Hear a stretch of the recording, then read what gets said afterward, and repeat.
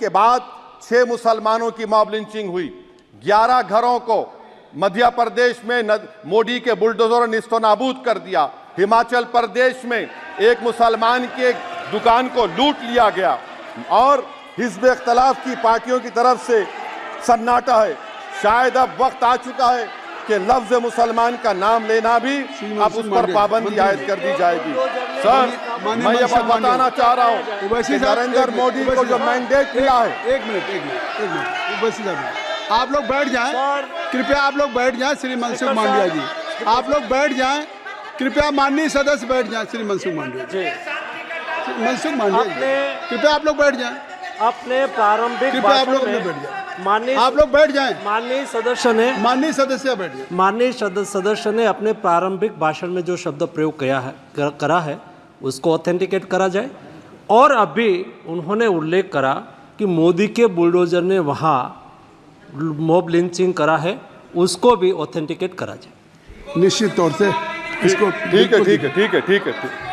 ठीक है। उवैसी साहब, जब भी कोई बात नहीं सर, आप चेयर पर बैठे हैं जी, इसलिए आप मंत्री जी को पेट में दर्द हुआ, माशाल्लाह, शुक्रिया उनका। नहीं, तो सर मैं मंत्री की जवाबदयही है ये अरे नहीं, मंत्री इससे बुरी बात क्या है? पेट में दर्द हो सकता है, वो दर्द, ये सब ठीक। अच्छा, दर्द हुआ, चलिए दर्द हुआ, दिल का दर्द हुआ।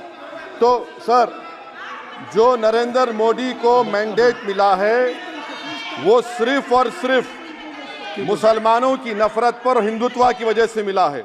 आई would like to say it is not Modi's in dock but every single person voted him despite his anti Muslim voice.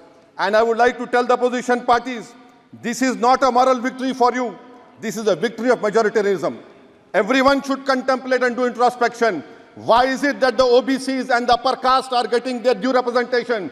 Why are the Muslims not getting? Are we here only to vote for you and not to get elected? If that is the case, please tell us that we are only here to vote for you. Sir, आज भारत के आधे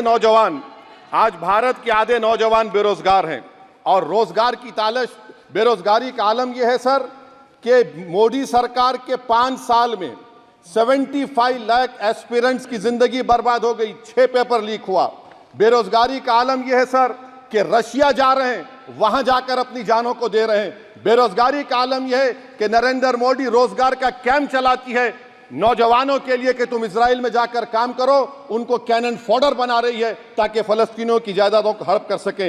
ये भी conclude कर। अरे sir, मेरा time है। कहाँ टाइम है सर? आप ये टाइम ले लिए मेरा। सर, मैं 2 मिनट दीजिए।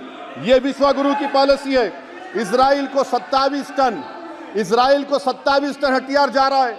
9 मिलियन भारत के लोग गल्फ में काम करते हैं, क्या असर पड़ेगा? 47,000 इजरायली फलस्तीनी मार चुके हैं। क्या है हमारी पॉलिसी सर? क्यों हथियार दे रहे हैं सर? नस्लकशी हो रही है। सदर जमहूरिया के खुतबे में राष्ट्रपति के सर, मैं उसी पे बोल रहा हूं सर, उसमें लिखा हुआ है फॉरेन पॉलिसी के ऊपर, आप पैराग्राफ नंबर 25 देख लीजिए। सदर जमहूरिया में सैचुरेशन अप्रोच है। क्यों नहीं मोदी सरकार माइनॉरिटीज को फ्री स्कॉलरशिप को डिमांड करती है सर? उसको आपने बजट कम कर दिया। सर, बनारस का बुनकर 18 महीने से मंडी का शिकार है, सूरत और बेंगलुरु जा रहा है।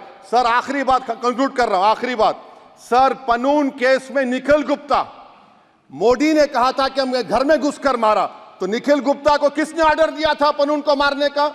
अगर नहीं दिया तो उसको बचाइए, और अगर दिया नहीं तो फिर उस पर पीएमएलए क्यों नहीं लगाते? सर समाप्त करो। कमेटी बनाई आपने, उसका क्या हुआ? सर, हम एससीओ को नहीं जा रहे। सर, मैं आपको बता रहा हूं कि मैं अपनी इस तकरीर को टीपू सुल्तान की नजर, सुनिए सर, अब हो गया, खत्म कर रहा हूं सर। मैं अपनी तकरीर को टीपू सुल्तान के नजर कर रहा हूं। ये टीपू सुल्तान की फोटो है, क्या आप इससे भी नफरत करेंगे? सर, ये संविधान में टीपू सुल्तान की फोटो है जिस पर वल्लभ भाई पटेल ने साइन किया, श्यामा प्रसाद मुखर्जी ने साइन किया। ये आपकी नफरत है सर। आखिर में मैं अपनी बात को खत्म कर रहा हूं इस शेर पर कि क्या दिन दिखा रही है सियासत की धूप छांव, जो कल सपूत थे वो कपूतों में आ गए, थे इस कदर अजीम के पैरों में ताज थे, इतने हुए जलील के जूतों में आ गए। बहुत बहुत शुक्रिया सर।